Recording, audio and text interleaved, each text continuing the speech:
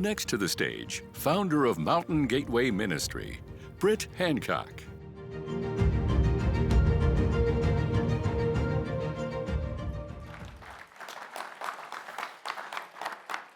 Good morning, everybody. It's such an honor for me to be here today. I want to thank Ambassador Brownback and Dr. Sweat for the opportunity to tell our story. My name is Britt Hancock, and I am the leader of an evangelical church planting missionary organization that works in Latin America. And my wife and I raised our children in Mexico, working in small villages and doing our best to spread the love of Jesus in places that the light is not very bright and hope is low. And through the years, we grew and we gained the ability to expand into different countries. And we expanded into the country of Nicaragua in 2013, and we began to work in small villages there. And we gained a fair trade practices coffee farm in order to try to do what we could to help in community development and raise people's station in life, as well as preach the good news of the gospel. And then we got into responding to natural disasters, and we were over the years able to save about 4,000 families in Nicaragua as a result of getting smashed by natural disasters and things like that. And then we partnered with an organization called Shake the Nations, another ministry that does mass evangelism campaigns. And we planned and executed in 2023 a series of mass evangelism, prayer, and worship services. We did 8 of these things in Nicaragua, and they just kind of exploded in dramatic fashion. And we ended up, through the course of the year, total having about 1 million people come to those events. That's just short of 1/6 the population of that country. And we did that with the full blessing, we thought, and permission of the Nicaraguan government.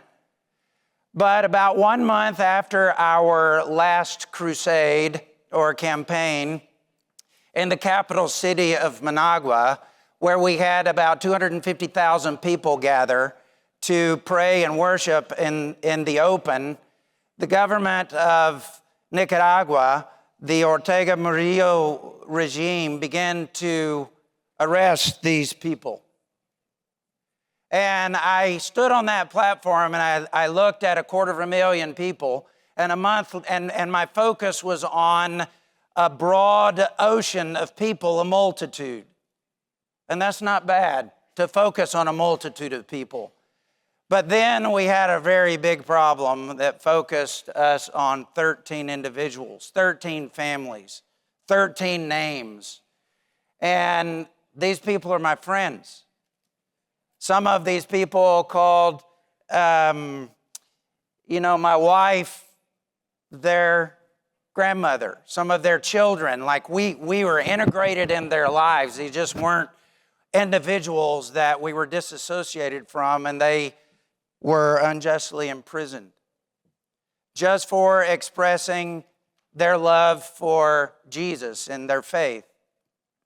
And I didn't know what to do. We had a big problem, and we were wrestling with a government unjustly imprisoned people in the worst prison in Latin America. That's what they told me. And so I didn't know what to do except to come to Washington and try to talk to people, anyone who would listen.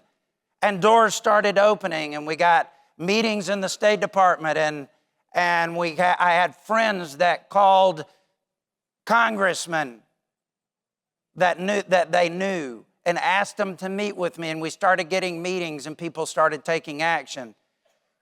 So my wife and I knew that we needed to move here. So we moved, and I don't know, we did hundreds of meetings. We had meetings with the State Department. We had meetings with multiple members of Congress.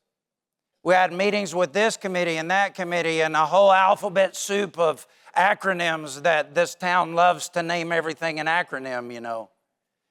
And I did realize that it does matter who you know because people connect to people.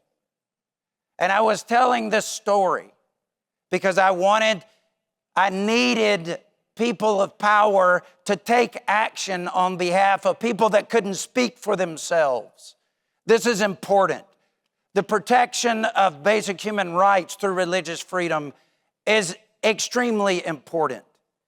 And long story short, we had many members of Congress, maybe up to 100 offices, and the State Department, and Homeland Security, and the White House got involved and successfully negotiated the release of our 13 pastors plus 122, yeah, that's right.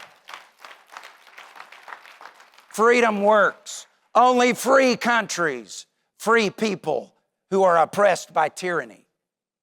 Oppressing countries don't free anyone. This is why this is important and why we need to work together. Thank you so much for the opportunity. This is important what we do. Thank you for your cooperation. Let's raise this coalition because this matters. Have a great day.